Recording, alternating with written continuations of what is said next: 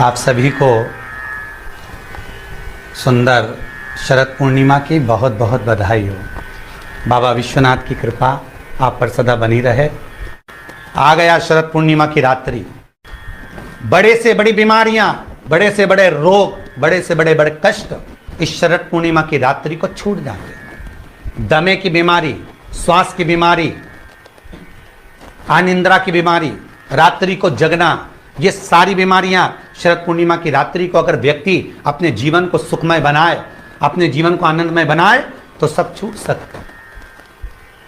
शरद पूर्णिमा की रात्रि को पीपल के पत्ते 5 लेकर उसके ऊपर खीर डालकर रात्रि को खा लेने से महाराज दमे की बीमारी, श्वास की बीमारी रुक जाती है।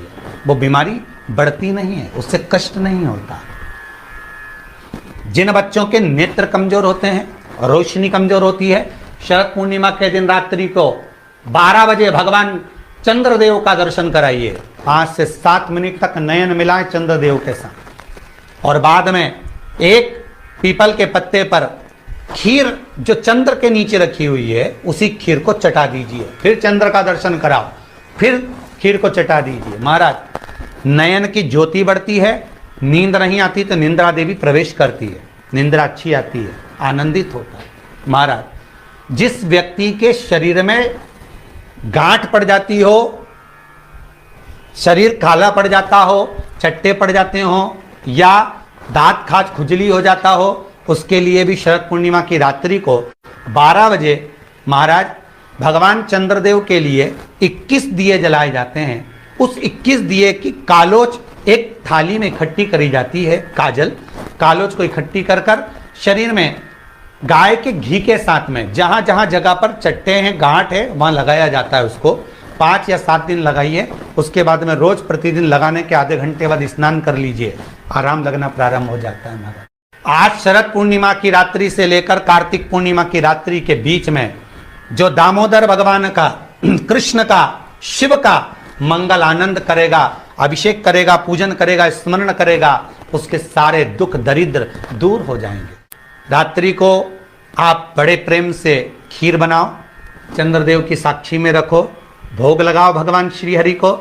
बन सके अगर लक्ष्मी की कमी है, लक्ष्मी नहीं आ रही है, व्यापार नहीं चल रहा है, तकलीफ बहुत ज्यादा है, घर में कष्ट है, कर्जा ज्यादा है, तो एक तांबे के कलश के ऊपर, तांबे के कलश में पानी भरना, कटोरी रखना, उस पर लक्ष्मी जी की मूर्ति रखना।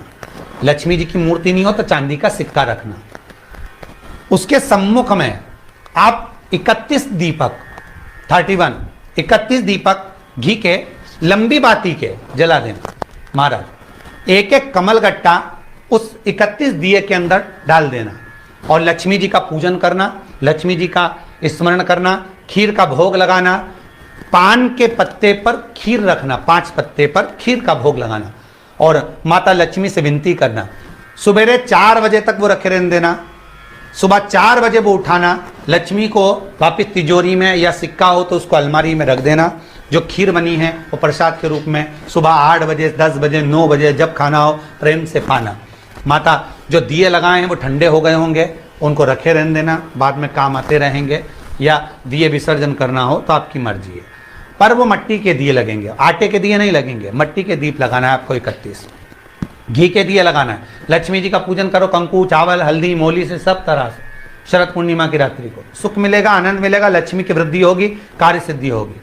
दूसरा क्रम, अगर कार्तिक पूर्णिमा हो, शरद पूर्णिमा हो, ये दोनों पूर्णिमा पर शरद पूर्णिमा के दिन आप शाम को प्रदोष काल के समय 4:30 बजे से 6 बजे के बीच में 1 लोटा पानी, उसमें 5 बेलपत्र रखकर, 1 कमलगट्टा डालकर भगवान चंद्रेश्वर महादेव के नाम से भगवान शंकर को चढ़ा दीजिए। आपकी जो कामना हो वो कामना कर कर चढ़ाएं।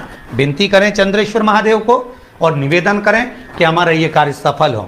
केवल शरद पूर्णिमा के दिन चढ़ाइए, कार्तिक पूर्णिमा तक क्या फल मिलता है हमको जरूर बताइए। भी शरद पूर्णिमा की रात्रि को और कार्तिक पूर्णिमा की रात्रि को गर्भवती नारी अपनी नाभि पर यदि चंद्र की दृष्टि पड़वा लेती है तो बच्चा विकलांग पैदा नहीं होता है। गर्भ से जो बालक होगा श्रेष्ठ होगा, विद्वान होगा, चतुर होगा, पढ़ने में होशियार होगा, क्योंकि ये चंद्र की किरणें जब समुद्र में उछाल ला सकती हैं तो आपके जीवन में भी तरक्की ला सकती है, उछाल ला सकती है। इसलिए सभी को हर हर महादेव, जय श्री कृष्णा।